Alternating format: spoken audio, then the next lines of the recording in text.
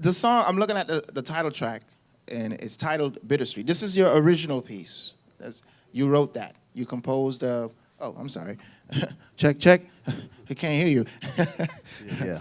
All right, so this is an original piece that you constructed and composed, the track, mean track. Thank you, thank you. I love it. What do you use to get those nasty sounds? You play the keys, or you get Yeah, we use a computer setup. You know, okay. We run Logic as the recording system. Yeah, that's what I was looking for, Logic. Yeah, Logic. I'm an Ableton Live guy myself. Yeah. Yeah, I haven't really touched Ableton. I'm looking at the title track. I'm saying it says Bittersweet. Yeah. What's the inspiration behind that title, Bittersweet? Yeah, Because that didn't sound bittersweet. Yeah, that sounded sweet, actually. Well, yeah, and then we get the bitter from another angle, but it's sweet in fact that we reached that milestone of, you know, releasing. It was my debut CD, actually, my debut project. Okay. And the bitterness comes from the fact that my father, who was deceased, you know, he passed when I was a very young boy. Okay. And it wasn't until many, many years later that I discovered that he was once a musician as well. It wasn't until I started to pursue studies in college that my eldest sister told me, and then my mother told me eventually that my father used to play, and he also used to play the saxophone. Oh. And no one had ever told me that, so it was sort of like one of those destiny pieces, you know. I went to school. So you wish your dad was here to see you, right, you know, reach that milestone. Right. So it's bittersweet, and then I tried to recapture what I remember of his spirit in terms of him being a kind of cool, hip kind of guy. You know what I mean? Yeah, so, yeah. You know, so that's where the title.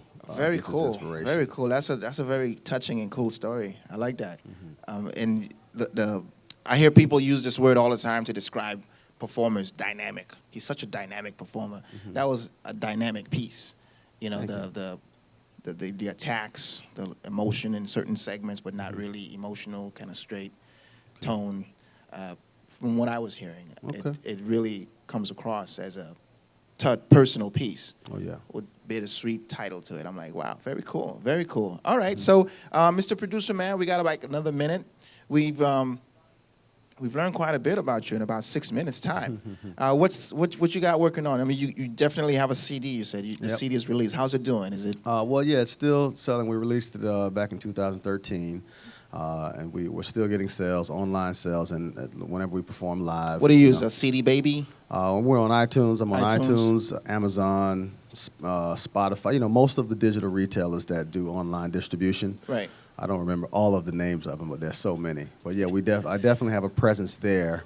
And then we have physical copies too. Wherever we're performing live, you can always get an autographed copy if you're interested. If you have one with you now, I'll take an autographed copy. I love instrumental music. I love personal music.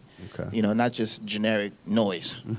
I like, you know, music that makes sense. So if I like to hire you to do my, I don't know, wedding, if I ever get married again, We have a web-based presence at www.rcmusicgroup.com.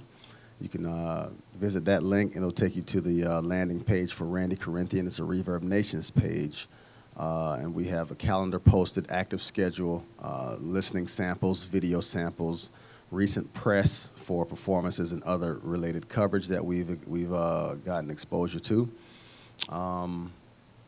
What was your other question? That was it. Okay. How can I get a hold of you? Yeah. All right. You can also give us a call at 754-444-1278, or you can email at info@rcmusicgroup.com. Very cool. All right. Well, on Saturdays, I have a recurring solo performance job that I do at a place called Papa's Raw Bar in Lighthouse Point.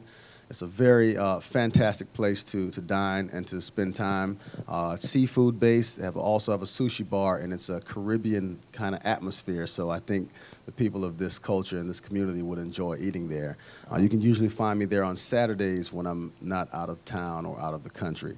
Nice date night. In May, on May 29th, we're going to be celebrating Fête des Mères, the Haitian Mother's Day, at Casa Champet in Pembroke Pines. Champet. Casa Champet. Casa Champet in Pembroke Pines. In June, the month of June, on the first Sunday of the month, my band and I are going to be playing at the First Sunday Jazz Brunch in Fort Lauderdale. The information is available online. All you have to do is type in Sunday Jazz Brunch. And on June 18th, we're going to be hosting a very big festival in Florida. It's the first of its kind. It's the Florida Juneteenth Festival. And for those that aren't aware, Juneteenth marks the final announcement of African Americans realizing that they were set free by Abraham Lincoln. It was a portion of us living in Galveston, Texas, that had not been made aware that we were free. Wow. So this festival is big just amongst the African American community, Caribbeans alike, because of the sacrifices that were made and the strides that we've made since then. So we want to invite everyone to come out and celebrate that. Again, that's June 18th. It's going to be held at Mills Pond Park in Fort Lauderdale, Florida. And for more information, you can visit www.floridafestivals.org. All of the information that you need is there. And I'll also be performing there. Some of the featured artists include Gladys Knight, Tevin Campbell, The Whispers, The Barkays, and a couple of other people that I'm forgetting, but you definitely don't want to miss it, so check it out.